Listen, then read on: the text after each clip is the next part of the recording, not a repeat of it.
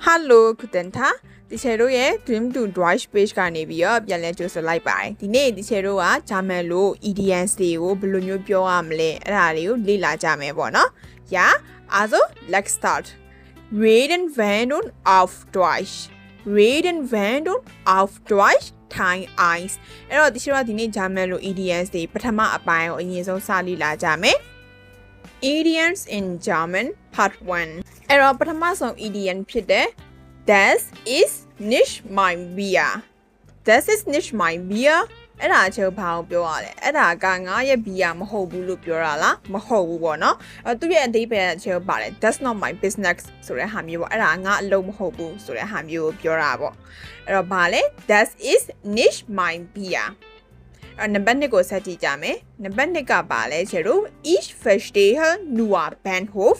Ich verstehe nur Bahnhof အဲ့ verstehen ကဘာလဲ understand ကိုပြောတာပေါ့နားလည်တယ်ဆိုတဲ့ဟာပေါ့ Bahnhof ကကြဘာလဲဆိုတော့ဘူရာယုံကိုပြောတာပေါ့အဲ့ဒီမှာတချို့ကဘာလဲငါဘူရာယုံပဲနားလည်တယ်လို့ပြောတာလားမဟုတ်ဘူးပေါ့သူရဲ့အသေးပဲတချို့က I don't understand ဆိုတဲ့ငါနားမလည်ဘူးဆိုတဲ့ဟာမျိုးကိုပြောတာပေါ့ Ich verstehe nur Bahnhof drawing ကိုဆက်ကြည့်ကြမယ် drawing ကကြတော့နံပါတ်3ပေါ့နော်နံပါတ်3မှာကြဘာလဲ Das ist nicht ganz sauber das ist nicht ganz sauber အဲ့တော့ ganz ကကြတော့တချို့ပါ totally လို့ပုံစံမျိုးလုံးဝဆိုတဲ့ဟာကိုပြောတာ sauber ကကြ clean ကိုပြောတာမတန့်ရှင်းဘူးဆိုတာမျိုးပေါ့အဲ့ဒီစာကြောင်းကဒါကလုံးဝမတန့်ရှင်းဘူးလို့ပြောရလားမဟုတ်ဘူးပေါ့သူရဲ့အဓိပ္ပာယ်ကကြတချို့ပါလေ that's so weird ဆိုတဲ့ဟာမျိုးပေါ့အဲ့ဒါကအရန်ထူးဆန်းတယ်အမှန်မဖြစ်နိုင်ဘူးအဲ့လိုဟာမျိုးကိုပြောတာအဲ့တော့နောက်တစ်ခုကျွန်တော်ထပ်ကြည့်ကြမယ် Via နံပါတ်4ပေါ့နံပါတ်4 EDN ကကြတော့ဘာလဲ Da haben wir den Salat Da haben wir den Salat အဲ့တော့ Salat ကတချို့ English ကဆိုရင် salad ကိုပြောအတုပ်ကိုပြောတာပေါ့အဲ့တော့ငါတို့အဲ့ဒီမှာအတုပ်ရှိတယ်လို့ပြောရလားမဟုတ်ဘူးသူရဲ့အဓိပ္ပာယ်ကကြတော့ဘာကိုပြောတာလဲ We are in the max ဆိုတဲ့ဟာမျိုးကိုပြောတာမျိုးပေါ့ငါတို့ကတိုင်ပတ်ပြီးရှုပ်ပြီးအဲ့လိုဟာမျိုးကိုပြောတာပေါ့အဲ့တော့တချို့တစ်ကနေပြန်ကြည့်ကြမယ်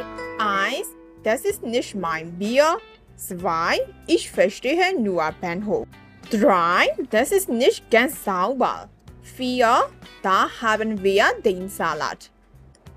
အခုဒီချေတို့9ခုမြောက် EDN ဖြစ်တဲ့ဟာကိုဆက်ကြည့်ကြမယ်အဲ့တော့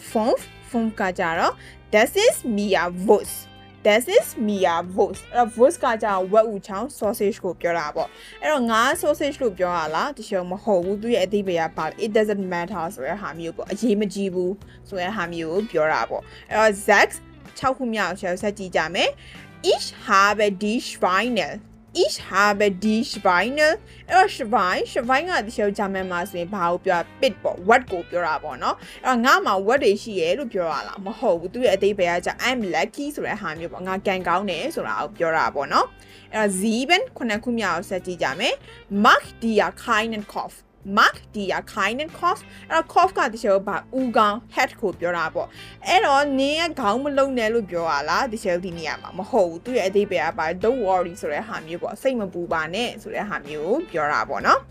အဲ့တော့ဒီချေတို့ဒီနေ့ဂျာမန်လို EDNs တွေကိုပထမအပိုင်းလေ့လာတဲ့နေရာမှာနောက်ဆုံးတစ်ခုဖြစ်တဲ့ဘာလဲ arc နံပါတ်8ကကြတော့ချေပါလဲ alles in brutal alles in brutal အဲ့တော့ brutal ချေပါ topic ကိုပြောတာ alles က all လို့ပြောတာပေါ့အကုန်လုံး topic ထဲမှာလို့ပြောရလားမဟုတ်ဘူးသူရဲ့အဓိပ္ပာယ်ကကြတော့ချေဘာကိုပြောရလဲ everything is fine ဆိုတဲ့ဟာမျိုးပေါ့အကုန်လုံးကအဆင်ပြေတယ်ဆိုတဲ့ဟာကိုပြောတာဒါဆိုရင်ဒီချေတော့အခုနံပါတ်5ကနေပြီးတော့စပြီးပြန်ကြည့်ကြမယ် 5 Das ist mir Wurst 6 Ich habe die Schweine 7 Mag dir keinen Kopf 8 Alles im Brutal Ja also das ist alles ဒီနေ့ဒီချေတော့ဂျာမန်လို EDNs တွေလေ့လာတာပထမအပိုင်းကပြီးသွားပြီပေါ့အဲ့တော့မနေ့ပြန်ကြရင်ဒီချေဒုတိယအပိုင်းကိုဆက်ပြီးတော့သင်ပေးမယ်ပေါ့နော် Ja also Tschüss, danke schön und don't forget to like and subscribe my channel. See you in the next video.